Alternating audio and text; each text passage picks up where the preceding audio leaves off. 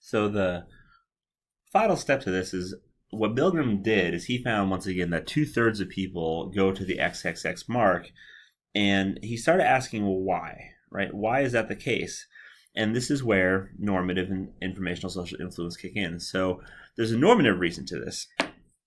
And so what he did is Milgram did a follow-up study testing this.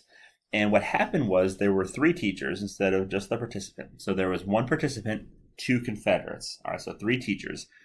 And the participant was the one who actually had to give the shocks. And what's going to happen is the first Confederate would stop early, and then the second Confederate would stop. And then the question is, does the participant go all the way? And what they found is that instead of 66%, only 10% continued.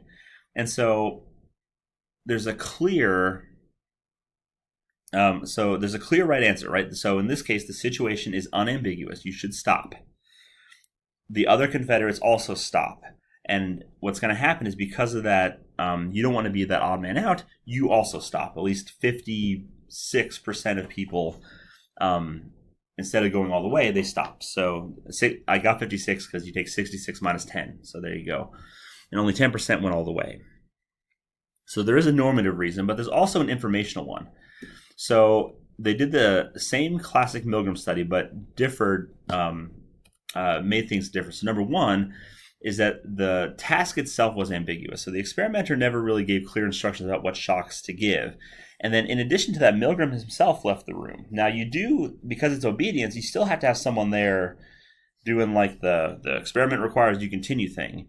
And so what's going to happen is instead of the experimenter, they're going to have a Confederate in the room, like a research assistant in the room.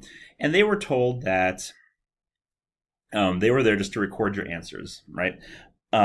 That's why they were there. So they have to have a reason why. And then whenever the person would scream or whatever, whenever the Confederate in the other room would scream or go, or beg to get out, what's going to happen is the research assistant would kind of give like this general, like, you probably should continue or some sort of ambiguous kind of response. And so what's going to happen is now you have a situation where there's a lot of ambiguity.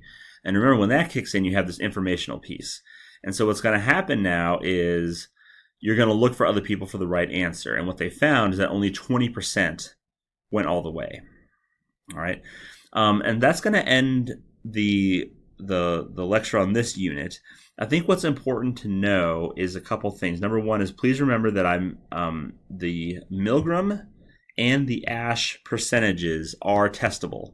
So that 20% that you see on your screen now, that's testable. All right. The Barron study, I'm not going to test you on those percentages, but I could test you on trends. Who was higher under what conditions, stuff like that. Okay, so, but do know that this stuff happens more often than you think. And it predicts things like not only how we behave, but it predicts things like how we dress, how we talk, how we behave in public places, how we dress. I mean, there's just so many things that this predicts. Drug use, do you get vaccinated? Like, there's a lot of things that this predicts. And what's going to be important is going to be how this plays into it. Now, what your book takes you on, and this is the one piece we don't have time to talk about, unfortunately, is how we stop it. And there's lots of ways to reduce this type of thing so that we can prevent another like Hitler-esque type of event where now that we understand conformity, we understand where it comes from, social influence, we understand under what conditions informational and normative work, and obviously here we can see how it predicts obedience. What we can do now is figure out ways to stop it. And your book takes you on a journey that lets you kind of read how we do or how we can stop it. For example, that your book talks about having another friend with you to be kind of like a devil's advocate, right? And what's going to happen is you're going to see a lot of this obedience conformity stuff really not work, all right, when you have that devil advocate kind of in your ear. And that's just one example of several that lead us to make these conclusions. But that's it for this unit.